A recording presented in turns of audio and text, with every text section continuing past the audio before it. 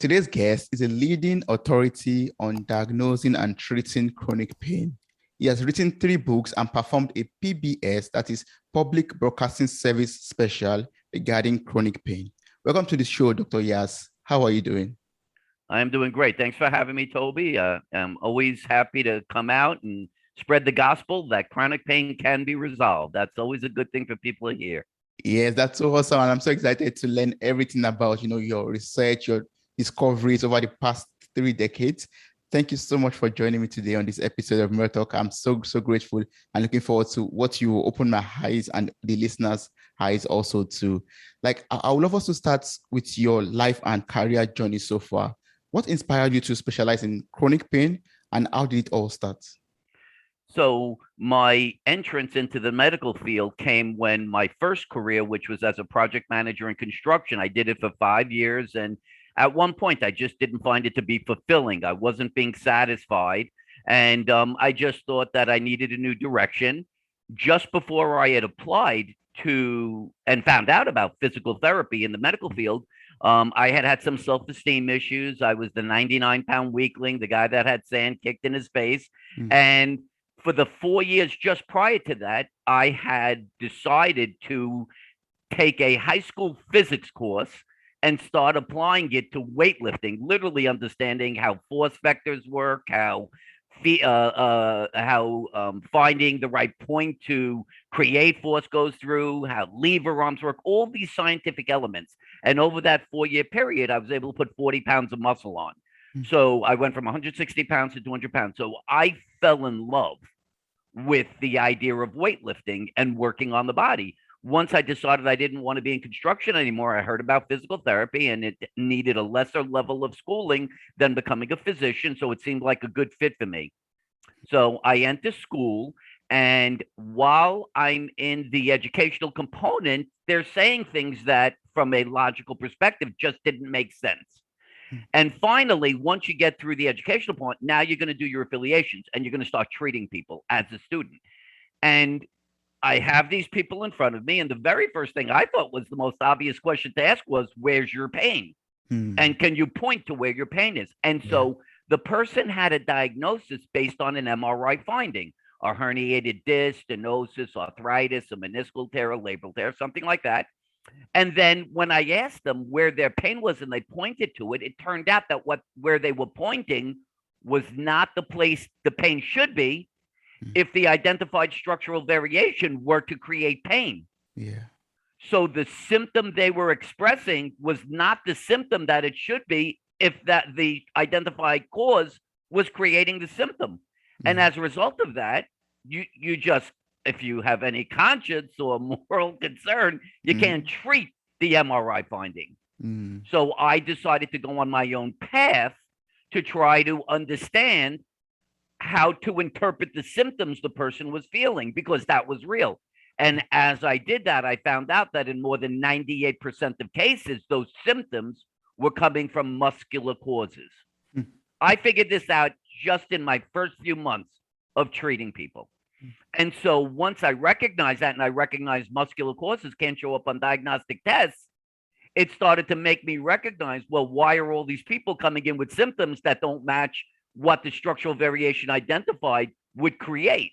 Yes. And there it was. It was clear. So I said, I can't treat based on my education. I need to treat based on this understanding that I'm finding, that I need to interpret the symptoms. If it turns out to be muscular, which it is in more than 98% of cases, perform exercise for the people. And I found that in a treatment, 2 treatments, 3 treatments, the person was pain-free and fully functional. So I was doing something that only I had developed, I had created, I had looked into to determine. And that's how the essence of the Yass method was developed. It was something that happened pretty much right out of school. And it's been it's almost 30 years now, 28 years. And I have consistently worked to improve it. And when we talk about the theory of the Yass method, it's important to understand that the theory comes from the empirical evidence. I am creating theory based on those people I treat and what I find. So the theory is based on real life. And that's why it is so accurate and so effective. Yes, and I would just love us to jump into the Yass method already. Like I'm so excited and so looking forward to learning about this already. Like you said already, with over 20 years, 28 years to be precise, 28 years of exploration and discovery, you successfully developed and improved on this method. I would love to know what this method is all about and how it Sure, works. Can you tell me about sure, this, please? sure. So the average person ends up having symptoms and they seek medical care, and typically they find an X-ray or MRI to find their cause of pain. Mm, That premise, just so everyone, I want people to understand why I strongly advise you to turn away from the X-ray or MRI. So what's happening is you have pain somewhere, and an MRI finds a structural variation in the area. And since the structural variation is identified at the time of your pain, it is asserted to be the cause of your pain. So if you have low back pain, you find a herniated disc because the herniated disc is found at the time of the pain. It is the cause of pain. Well, that's called correlative theory, also known as junk science. So it's the equivalent of me saying, if I open my front door when the sun rises, I can say opening my front door causes the sun to rise. mm. It's insanity, right? Yeah. So what people have to understand and see, everybody is in their own world when it comes to pain. They're not recognizing that there is a global problem with the way pain is being diagnosed. They see it as just their problem. They don't realize that there's a systemic problem. Something's wrong. 1 billion people worldwide suffering from chronic pain. No health issue matches it. There's nothing. Forget COVID. You're talking 1 billion people suffering from chronic pain. So what they're not recognizing is there's something systemically wrong in the way it's being treated. And this is the answer. You're being diagnosed based on a structure that's independent of the cause of your pain. So I'm going to give you a classic example of this. This is how the Yass method works. So you would come in and let's say you're having pain around your kneecap, Yeah. okay? Mhm. And it's preventing you from standing or walking or going upstairs. That's how you describe your symptoms. When do your symptoms come on? Well, if I'm sitting or laying down, I'm fine. But if I try to walk upstairs or kneel or walk or anything, I have pain around my kneecap. So let's say you started off, and usually everybody has gone to the medical system because very few people know I exist comparatively. They usually search me out after. Mhm. So you got an MRI and it said that you have a meniscal tear of your knee, and that's causing your pain. You need to know a little bit of anatomy of the knee. So here's the thing about the knee. The knee is comprised actually of two joints. It's not one joint, it's two joints. The first joint is the joint between the thigh bone and the lower leg bone. And that's where the meniscus exists.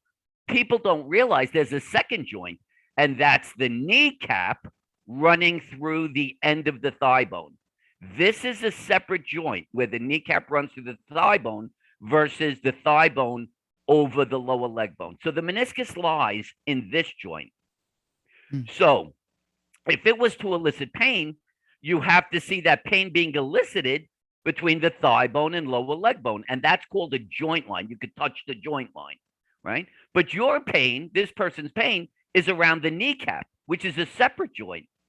Mhm. So you Yeah. kind of have to understand that structural variations at one joint can create pain at another joint.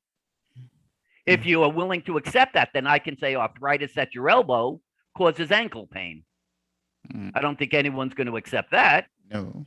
So why would you accept that? A meniscal tear at the joint between the thigh bone or lower leg bone is causing pain around the kneecap, which is a different joint, Yeah. because you don't know the difference. I just explained it to you. Yes. So now you know that if anyone talks about arthritis or meniscal tears or bone on bone at the joint between the thigh bone and lower leg bone, and you're having pain around the kneecap, which is the kneecap to the thigh bone, they're two separate joints. They can't create pain one at the other. So it's a lie. And what you would say is that that meniscal tear does exist. Most likely, it's degenerative in nature. It's taken a very long time to develop. And it simply is independent. It's just there. You had it before you had your pain. You'll have it after you have your pain. You'll die with that degenerative meniscal tear. It doesn't have to be treated. So the Yass method would go on and then say, well, you're having pain around your kneecap. What are the potential things that can create pain there? And it Yes. turns out that your kneecap is controlled by your front thigh muscle, your quadricep muscle. Mm. Your quadricep muscle is literally attached to your kneecap, and it controls its ability to run through that groove. So let's say you strained your quad and I muscle tested you and you're weak. And you're also complaining of pain in your thigh muscle, right? And then I try to have you single leg stand on the opposite leg and you could do it good, but you can't do it on that leg, Yeah. right? And then I check and your kneecap is very loose compared to the other side. Mm. Those are all corroborating symptoms. It's not just the pain, it's the loose kneecap, the weak quad, the inability to function. All of those confirm that the cause of the knee pain is a strained quad. Mm. So you're having pain at a joint caused by a muscular deficit. Yeah. So I would strengthen your quad, and within a week or 2 weeks, your kneecap would be tracking perfectly again, and you would have no pain and full function. Hmm. Wow. I mean, the method also includes, a cure for it, actually. Like not only Correct. the correct diagnosis, but also the cure to ensure that the pain goes finally.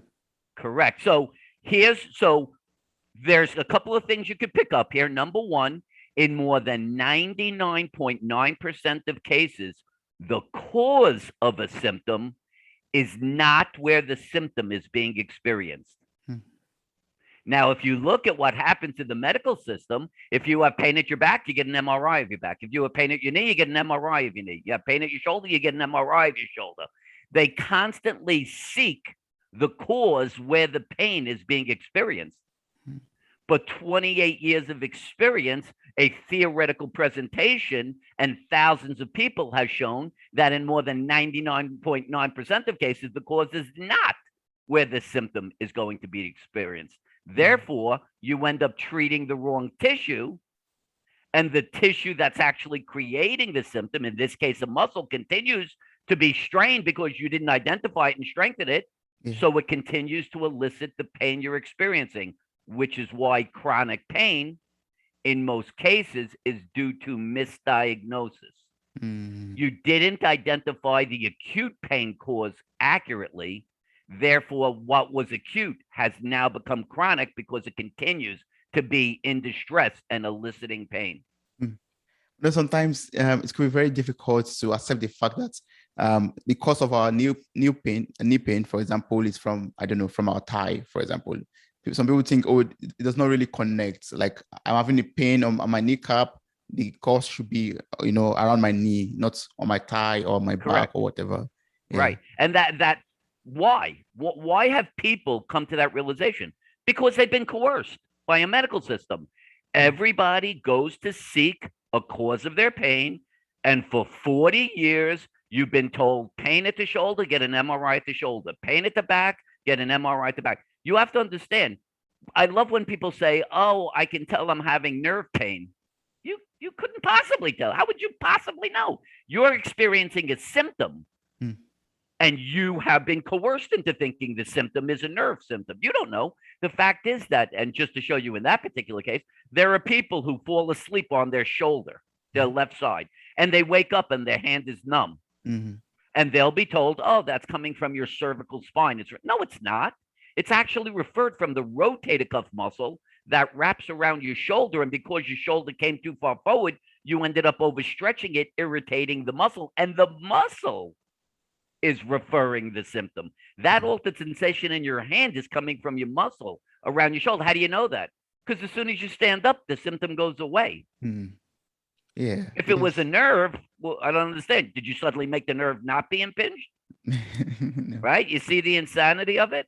Yes. So from what you said now, understand that the cause of most of the chronic pains that we have is from our muscles. Is that right? More than 98% of cases. So I'll explain, because if you ask the average person, if this guy's saying that most pain is muscle, how does that present itself? So everybody thinks that the only time you have muscle pain is if you have pain in a muscle, right? My pain is right here. This is a muscle. Therefore, okay, I can buy that that's coming from a muscle. What did I just teach you a moment ago? What if you're having pain at a joint? You're immediately coerced into thinking it must be from the structure of the joint. What you're not understanding is that the position of those two joint surfaces is controlled by the muscles that connect to the joint. So if there's some sort of weakness or imbalance that of the muscles that attach to the joint, they could cause a misalignment to the joint surfaces. And the joint surfaces will rub in a way that they're not designed to, and they'll create pain at the joint. But the cause of that pain at the joint is the weakness or imbalance of the muscle connecting to the joint. So muscular causes can create joint pain. As I just mentioned before, you could have muscles refer symptoms, the numbness in the hand from sitting on the side, right? How do you know that muscles create symptoms? What's an indication of a heart attack? Pain where? At the chest and the left arm. Is there something wrong with your left arm? No. You're having a referred symptom from what? Your heart. Your heart's referring it. What's your heart? It's a muscle. Muscle, yeah. Right. So muscles can refer symptoms. Then you could have muscle strain and impinge on a nerve. So you could have a neurological symptom like sciatica, but the cause of the sciatica isn't something structurally wrong with the nerve. It's actually a muscle straining and impinging on the nerve. Wow. So you have 4 mechanisms that account for more than 98% of people's pain. Before we go into these 4 ways, can you tell me if this Yass method can be practiced at home, or we have to get across to you in order to use this method? So here's the great part about the method. The reality is you need a proper diagnosis, and you have to get that diagnosis through a physical evaluation. I hope everyone is starting to understand getting an X-ray or MRI basically is leading you towards misdiagnosis, the wrong diagnosis. You need a physical diagnosis. You need to interpret what the body's trying to tell you. So you need me for that part. And here's the way this works. I've been doing this by Zoom for 6 to 8 years already now. So you just call up and you get a Zoom set. Let's say you decide, oh my God, I'm having back pain and I want to use the Yass method. Yes. So you email me through, or you can make an appointment on my website, livewithoutpains.com. So now we're going to have the Zoom session, right? The Zoom session's recorded. Okay, it's being recorded. Remember that. I'm going to do a physical evaluation. I'm going to figure out which muscles are responsible for your pain, assuming you're one of the 98 to 99% of people whose pain is muscular. Then I'm going to demonstrate a series of exercises, and you're going to perform the exercises with my supervision. So we know you're doing this exactly right. We're going to make sure we understand how to use progressive resistance, because if you recognize that your problem is muscle, the muscle is only straining and eliciting pain because it's force output. How much force the muscle creates is less than the force requirement of your activities. To do stuff, you need to have a certain force to do it. If you don't have enough force, the muscle strength. So you got to know how to strengthen the muscles to where they have a greater force output than the force requirement. So we're going to do all that, right? So we complete this on your first session. I assure you, you're going to have a reduction in symptom, guaranteed. Maybe a complete resolution of the symptom. It's going to feel dramatically better, and you're simultaneously going to see that you could do things better. Well, now you take that recording, it's sent to you, and typically you do your exercises 3 times a week. So every time you go to do your exercise, you're using the recording at home to use as supervision to make sure you're doing the exercises correctly. And usually you just need a resistance band, a door, and a chair. That's it to set this up. So now you're going to do that for 4 weeks. 3 times a week for 4 weeks. At the end of the 4th week, you set up for a follow-up session, of which I'm going to be asking you, how are you doing with the exercises? How are your symptoms going? How is your functional status going? And we're going to make sure that you're on the direction. A new videotape is done. That becomes for the next month. So what I tried to create was the most economical way of getting the Yass method, and yet still allowing you to utilize it so you develop the appropriate amount of strength. You improve your ability to function better and see the symptoms reduce. It's a system that's empowering. That's what people have to understand. If they're having a muscular deficit creating their pain, going to any medical practitioner to get you strong, it's not going to work. Only you can get yourself stronger. You just have to know how. So you have to know that the cause is muscular. You have to know which muscles. You have to know how to strengthen them. And you have to know how to use progressive resistance. Once I give you that, it's up to you. And then once a month, you just check in with me to make sure that you're doing it appropriately and you're achieving your goals. That's an effective economic system. That's the way I designed it. Oh, that's so awesome. So I will repeat the website again. It's livewithoutpains.com. And that way you Yes, can book your section already. And yes, yes. live without pains, plural, livewithoutpains.com. And the second page you'll see is where it says schedule now. That's a page that has a Calendly thing on there so you can schedule for the day and time that you want. You schedule your own sessions. That's awesome. That's beautiful. So can you now explain, the four primary ways, muscle cause pains for us? Yes. The four primary ways? Yes, please. You want me to repeat how they create pain? Yes, please. Yes, okay. So again, we can have a muscle strain. So let's say you're having pain here. This is called the levator scapula, and it kind of helps to support the neck. But you have to understand that muscle also, because it's called levator scapula, elevate the shoulder blade, attaches to the shoulder blade. So it also has a function of keeping the shoulder blade against the rib cage, so the muscles that attach from the arm to the shoulder blade can move your shoulder.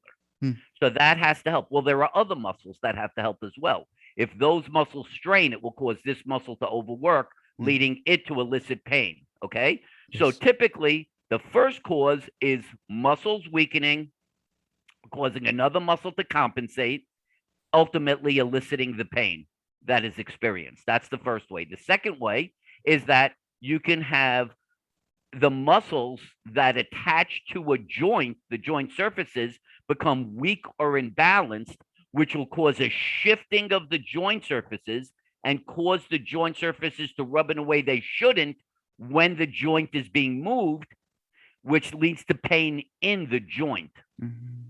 And so the pain at a joint, your shoulder, your knee, any of this type of stuff, it's happening not because there's a structural variation of the joint. It's not coming from the joint itself. It's that the joint surfaces are rubbing abnormally because they're not in proper alignment, because you've developed weakness or imbalance of the muscles that attach. So joint pain can come from weakness or imbalance. Then there is a muscle can refer symptoms. Most people don't even know that.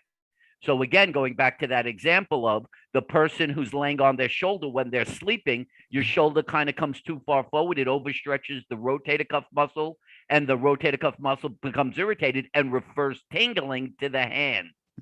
So the tingling in the hand is not from a nerve from the neck. There's no nerve involved. It's literally a referred symptom from the muscle. And you know that because as soon as you stand up, that symptom goes away. So we have muscles referring symptoms. Finally, when you do have a neurological symptom, I would basically say, and this is going to blow people's mind, the phrase neuropathy is a made-up diagnosis. It doesn't even mean anything. Lots of people are told they have neuropathy. Let me make sure you understand the premise. Neuropathy, pathology of a nerve, implying that there's been a structural degradation of a nerve leading to a symptom. So I would simply say to the person who diagnosed you with that, show me the physical presentation of the degradation. How do they know? How are they showing you that there is this degradation of the nerve, the deterioration of the nerve? How do they don't. You just accept the diagnosis because you don't know anything different. It doesn't work like that. You just don't have nerves deteriorate. It doesn't work like that in the body. Yeah. Nerves are very healthy. It's only if you end up with a systemic disease, muscular dystrophy, Guillain-Barré, then you can send them. But generally, nerves don't just degenerate. What typically happens is you have a muscle that sits near the nerve. The muscle ends up straining and then impinges on the nerve to create the stimulus of the nerve. So as I was mentioning, sciatica has nothing to do with the lumbar spine. Get that out of your head. No nerve attaches to the spine. No nerve attaches to the spine. So any structural variation of the lumbar spine could not affect the nerve, the sciatic nerve. The sciatic nerve begins in the butt, and it strains when a muscle in the butt strains, called the piriformis muscle. It impinges on the nerve. The reason the piriformis strains is because the muscle on the side of the pelvis, which is responsible for balance, strains first. So sciatica is actually due to hip dysfunction. It has nothing to do with the spine. Why do you think that millions of people who have had back surgeries for sciatica and continue to have it? It's because they're treating the wrong tissue. They end up with chronic sciatica because they were told the cause was something at the lumbar spine. That's what they treated. when in fact it was a strained muscle. And until you recognize it as a strained muscle and treat the muscle with the appropriate strengthening, it's going to continue to strain. It's going to continue to impinge on the nerve, and you're going to continue to have sciatica. So those are the four pathways that muscle creates more than 98% of cases of pain globally. That's a lot. Yeah. And I think, It's everything. yes. And that's why you say misdiagnosis is equal to chronic pain. Like, Irrefutably. It's what I said right over my head. yes. Think about this. Again, think I'm giving you theory. All I do is I talk theory. So when does pain begin? When a tissue goes into distress, it's not working properly. When does it begin to elicit pain? Initially, at the inception of distress, right? What's the purpose of the pain? The pain is to try to create awareness. It's trying to ignite you to say, oh my God, I'm having pain. I guess something's not working properly. I should try to figure out what that tissue is because I need everything to work properly. Yes. So you try to get a proper diagnosis and a proper intervention, right? So we know the pain begins at inception of distress. Well, if you got the proper diagnosis every single time and you treated that tissue appropriately every single time, when should pain end? In the acute stage, at the very beginning. Yes. So what does that say about chronic pain? Clearly, there's got to be a reason. You never identified the right tissue. So the tissue in distress remains in distress. That's why misdiagnosis is the reason for chronic pain. And can you say there is some sort of global mechanism that seems to not be working? Yeah, the use of the MRI. It doesn't work. It's baseless. Theoretically, clinically, and scientifically, it's irrefutable. People have done so. They're going to say, "Who's this little nobody saying that the behemoth global establishment is doing something wrong?" Okay, well, most people outside the United States, and even most people in the United States, don't know George Washington was killed by his doctors. Most people don't know this story. This is really true. George Washington, the first president of the United States, goes out in a wintry day and ends up coming back and developing pneumonia. And at the time, every doctor in the world thought the way to get rid of infection was to bleed somebody. They used a razor-like device, and wherever they thought the infection was, they would cut the person, causing bleeding to supposedly get the infection out of the person. So they bled George Washington at the neck, which actually created an inflammatory response, and he suffocated over the next day and died. George Washington was killed by his doctors. It's irrefutable. The actual tools can be found in the Smithsonian Institute in Washington, D.C. This is irrefutable fact. So do you think that they were using the most advanced understanding at the time, or you think they were just jerking around with the president of the United States?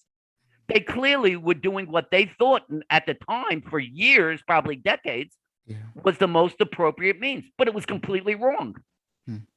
So you think this is the first time in all of medical history that something that was perceived to be valid turned out not to be valid? It's happened lots of times. Lots of times. They used to, if you had behavioral problems, they gave you a lobotomy, right? They did something, they literally stick something through your eye and tried to swirl around your brain to stop your behavioral problem. Well, it turned out that was insane, completely crazy, but it was done for decades. Yeah. So you got to look at evidence. Yes. What is the evidence telling you? For 40 years, we've been using the MRI. And for 40 years, the number of people suffering from chronic pain has never diminished. Not one iota. It continues to go up. And in fact, it's so bad now that people are basically acceptive of chronic pain. So when you get that back fusion after you've had back pain and the pain's at the same, if not worse, people say, oh, I guess I tried. I guess I just have to live like this for the rest of my life. Wow. Yeah, that's sad. That's really sad. Yeah, It's sad. Yeah, but now we've gotten this enlightenment that yes, the pains are being caused by some muscles or some muscular structure in our body. So are there like some, very simple, fast exercises that we could do to prevent us from having this pain or to reduce this pain before maybe, going to the doctor or before booking a section with you? Are there like some quick exercise that we could do to just, relieve ourselves of this pain? Well, you kind of have to know which muscles are responsible. So usually you do need an evaluation, but there are some things that are somewhat common. So let's say in case of the lower back, your lower back pain is centralized in the lumbar region where your lumbar spine is, right? Yes. So I've said this to people before. Here's a real so let's say you were diagnosed with stenosis or a pinched nerve or something like that. So what if you just tried to stretch your front thigh muscle? You grab your ankle, you pull your heel towards your butt. You've seen people stand up and try to stretch their quad. Yeah. And let's say you're having pain, and then you try to stretch your quad. And then you put your foot down and you're like, holy shit, the pain is less. Oh my God, I stretched my quad and the pain is less. Well, what you would have just realized was your front thigh muscle being shortened is the reason you're having lower back pain. And the reason is because your front thigh muscle happens to attach to your pelvis. Yes. And so if it's shortened, it pulls the front of the pelvis down, causing you to arch your back excessively, which causes your low back muscles to shorten and strain. Yes. So once you recognize that, the answer isn't to accept the stenosis or the pinched nerve or whatever it said on the MRI. You just prove to yourself you have a tight quad. So all you'd need to do is strengthen your hamstrings, the posterior thigh muscle, your butt muscle, the gluteus maximus muscle. And in doing so, you would sustain the length of your quad, which would prevent you from having back pain any further in the future. True. Right? So it's those kind of things. If you're having pain in the groin area, if you're having pain, in the butt area. Okay, pain in the butt area. This is very common. So people oftentimes are told that the upper area of the butt is actually the lumbar spine. That's not. The lumbar spine area ends at the top of your pelvic rims. People call it usually their hips. Just below that becomes the gluteal region. All the muscles in the gluteal region actually attach to the hip. So any pain in the gluteal region is hip related. So if you're having pain in that upper region, there's a muscle, again, when we talked about this, the piriformis muscle. Well, if that were to strain, it's going to strain because a muscle on the side of the pelvis, which is responsible for balance, is not working properly. So it's straining and it's causing the piriformis to try to compensate. That's why you're having your pain. So if you have pain in the upper portion of your butt on one side, to me, the very first thing that I would do is try to do hip abduction. Yeah, again, you have to know how to do these exercises accurately. But if you were to do hip abduction and strengthen the muscle that's responsible for balance, that's going to stop the piriformis from straining and compensating, overworking, and eventually eliciting that pain. Again, think about everything I'm telling you. The cause of the pain is not where the pain is being experienced. Everything we've talked about, you will see where the pain is being experienced is not where the cause is. You got to get that through your head. More than 99, almost every case, that's it. So those are the types of exercises that can be done. And again, you have to kind of know how to do them exactly. And just so people know, I've written 3 books. And these exercises are in the books if you ever wanted to go that route and just purchase the books. They're all available on Amazon and that kind of thing. But that's the kind of stuff that I think people could kind of quickly test out and see and try to utilize and see if they get to the resolution of their pain and improvement in function fairly quickly. And if not, then you try to, schedule a Zoom session. And by the way, one other key thing. So what do we keep talking about here? Every time we talk about someone's pain, aren't we saying that their pain comes on by doing activity? If I sit too long, if I stand too long, if I kneel, if I bend, if I twist, if I reach, you'll notice that everyone complaining of pain always attaches their pain to doing something. When I do this, I get my pain. Well, your kidney isn't responsible for doing activity. Your liver isn't responsible for doing activity. The only thing responsible for doing activity is muscle. So if you attach your pain to doing an activity, you have irrefutably identified the tissue in distress being muscle. I don't care what the MRI tells you. It's a muscle. What's showing up on that MRI is an independent variable. It was there before you had your symptoms. It'll be there after you have your symptoms. It is simply existing, requiring no intervention. Yes, that's very true. Like every pain we experience is attached to an activity that we are carrying out or that we carried out. Right. Yes. But how would you say the advent of automation and technology causes us chronic pains, and how can we reverse this? How can we take this technology that we have to reduce or eliminate the chronic pain that we get to suffer from time to time? Right. So it's funny that you mentioned automation because So it's not enough to say people are having pain. Does everyone realize that chronic pain never existed in the history of mankind? Hmm. Throughout the history of mankind, chronic pain has never been an issue. Hmm. Go back to the annals of the Greeks, the Romans, any other history in time. Pain has never been an issue. Chronic pain has never been an issue. Chronic pain began in the late 1980s and early 1990s. What also happened during the late 1880s and early 1990s? The advent of technology. You just said it. Yeah. Computer use, right? Prior to the late 1990s, Apple and Microsoft and all these people, the use of computers was industrial. Hmm. People never used computers. There was no such thing as the personal computer until the late 1980s. Hmm. So eventually, everyone starts using computers and automation and the use of the cell phone. So what happens is, what's the number one job area? What's the number one industry in business in the world? IT, right? Information technology. Is that a job where you're up standing around, moving, pulling things? No, you're sitting, right? So also, most people now sit when they're doing activity. Most activity is barely even manual, right? Farmers probably use automation to do their farming now. They don't even have to go out, right? So what you notice is that as a result of the level of automation, technology, and advancements there, people started doing less manually. What did that do to your muscles? If you don't use your muscles, you lose your muscles. So people started weakening. So then when you did try to do something, you were more susceptible to straining. That is the primary reason behind why chronic pain exists today. Then you combine the fact, so you're having many. So here's another look at this. In the 1950s, 60s, and 70s, who suffered from pain? Where was the most people suffering from pain? It was older people, retired people. Younger people never complained of pain. They used to say they had rheumatism.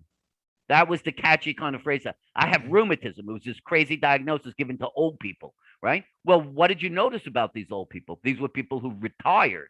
Yes. What happens when you retire? You do less. Less activities, yes. So as a result, they were more susceptible to straining. That's why older people at the time were the only ones who had pain. Well, now look at this time right now, right? I treat 20-year-olds. I treat teenagers who are having back pain and neck pain. Why? Because as a result of technology, now even the youngest of the young do less. They're simply not using their bodies. So now they're more susceptible to straining. Now, people don't understand that sitting is actually a form of activity. Because for most people, instead of sitting with their shoulder 2 inches behind their hip, which forces them to be leaning against the back of the chair, they're sitting like this. Well, you still have to use muscles to support your torso. That's still an activity, and that can make muscles strain, right? So as a result of all the sitting, without the understanding that you need to condition yourself to sit, that it's an actual activity, that's also contributing to the fact that there's pain. It is an activity that you're not conditioning yourself for. So for anyone, I don't care if you're a pilot, I don't care if you're in IT, I don't care if you're the college student, you have to begin to see yourself as a fireman, as a policeman, as an athlete. The average person says, no. If you're an athlete, you have to condition yourself for that. It's an aggressive activity. Oh, if I'm a fireman, I got to condition. Well, why do you think sitting for 10 hours is not considered an aggressive activity? It's one activity performed for 10 hours. For 10 hours. That's a long time. And though you're asking those muscles to sustain it without conditioning them. Well, you got to know which muscles. It's basically your butt and your hamstring, right? You need to strengthen them substantially to create hip extension, which is pulling you back, so that if you did decide to sit up or slightly forward, those muscles are helping to support you, stopping them from straining and eliciting pain in the back or any other area. So I need people to start seeing themselves as athletes, as firemen, as police. Even if you're, let's say you're on the computer. Let's say you're on the computer and you're typing, right? Well, that's an activity you're doing for a long period of time. Condition yourself. Strengthen your shoulders. Strengthen your upper back. Make it so that when you're supporting your arms to type, that you're conditioned so the muscles don't strain. That's the thing. That's the lesson. We should all see ourselves as athletes. If everyone were to do that, you Yeah. wouldn't have chronic pain anymore. It would Yes. literally obliterate the idea. Mm-hmm. That's very You would true. be training yourself to do things. You would be keeping your muscles strong enough so their force output is greater than the force requirement of your activity. And once you have that, you are pain free and fully functional. Yes, yeah, exercise, exercise, exercise. So, from your years of experience, helping people, patients, thousands of people already that you've helped so far, what mistakes do you think people make while trying to get cured of their chronic pains, and how can these mistakes be avoided? I'll tell you what the biggest thing is, and it's actually a psychological component. And this is what I work on so hard. This is really what the essence is. So average people anywhere in the world believe that the MRI or X-ray is accurate. Mm, So they get a diagnosis based on that. A structural variation is identified. They get a herniated disc, stenosis, all right. Then let's say they even get to the point they try various treatments, chiropractic or physical therapy or injections or any of this stuff. And maybe they even get to the point of doing surgery, right? yes. And it fails. Mm, They still have their pain or their pain is worse. This is what happens. They say to themselves, because I believe the MRI and the X ray is accurate, I have the right diagnosis. mm, I just haven't gotten the right treatment. mm, I still believe stenosis is my problem, arthritis is my problem, a mm, meniscal test. I just haven't gotten the right treatment to make that be better. yeah. So they just start going through arbitrary treatments. They're on the internet. They're searching. Psycho people out there are taking advantage of people in pain, and they're Mm, promoting red lights and cold lasers and salves and injections and treatments and mm, belts and supports and braces and all of that was never going to work mm, because you never got the right diagnosis. And people just don't know that. mm, If you go on any area and look at people discussing their pain, yeah. they've had their pain for years. They always say the same thing. I'm an L4-5 nerve root impingement. I have shoulder arthritis.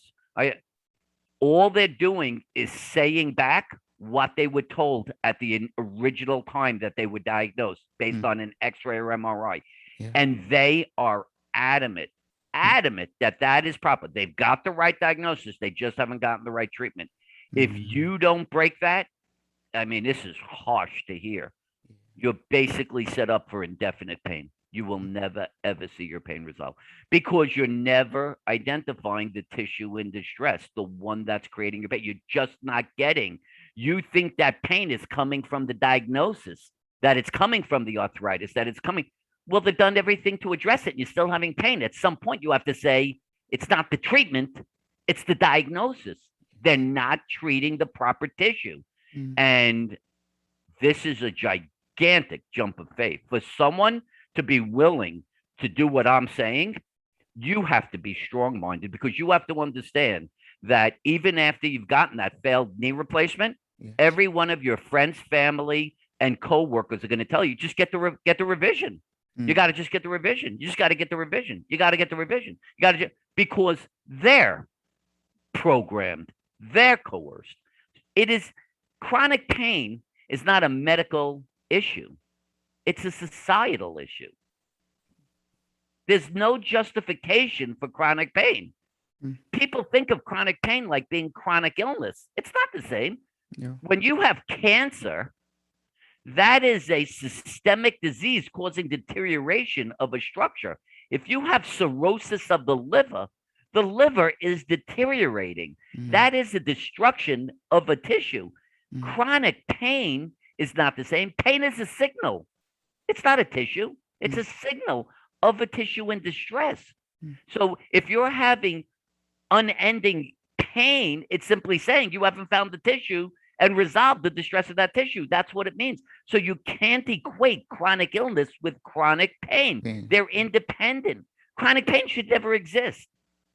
And yet, people have reached the point of seeing them the same because of the fact they took that first diagnosis, accepted it as a fact, and simply think they haven't gotten the right treatment. Mm, It's not the treatment, It is the diagnose. You must at some point believe this. And all the evidence is right there. Just explain to me, or at least look within yourself and say, you were told you had stenosis. They did a fusion. They separated the space so that you wouldn't have stenosis anymore. You don't have stenosis anymore. They structurally fixed that aspect, and you're still having pain. Mm, If stenosis is the cause of the pain, how do you explain that to me?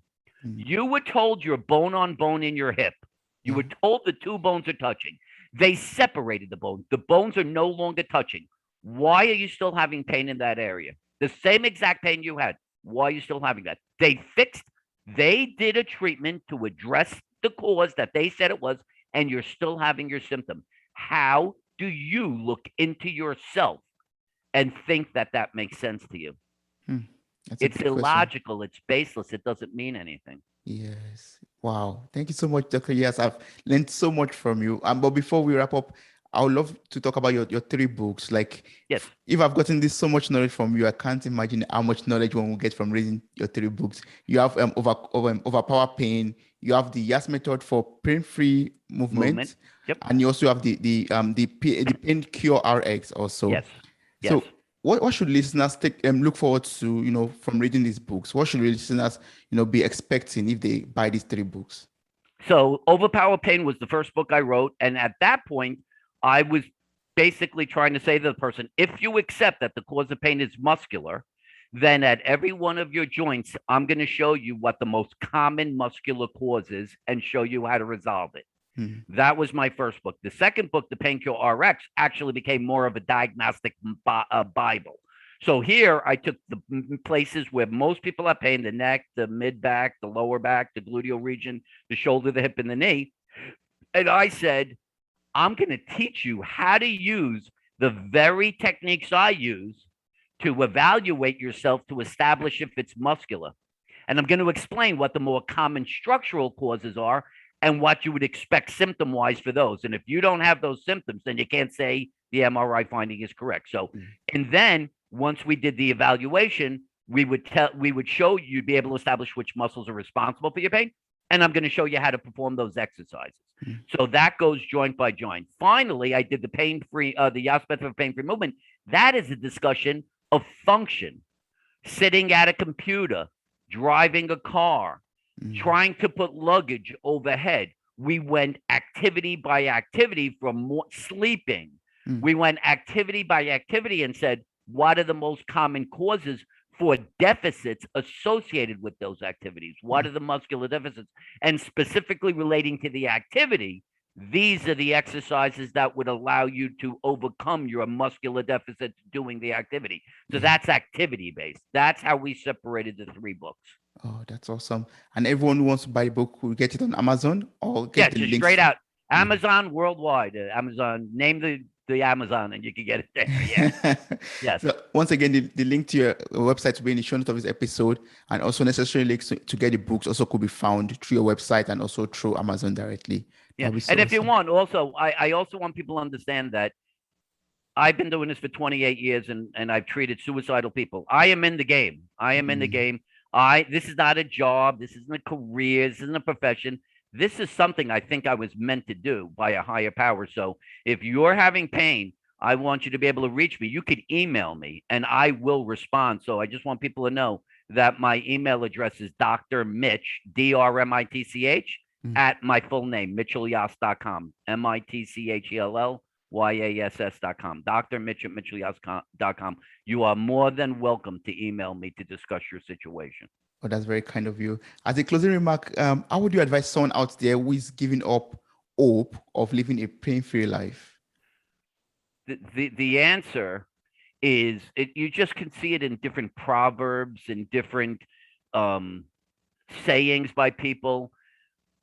I think the thing that I want people to say to themselves is there is an answer to every question.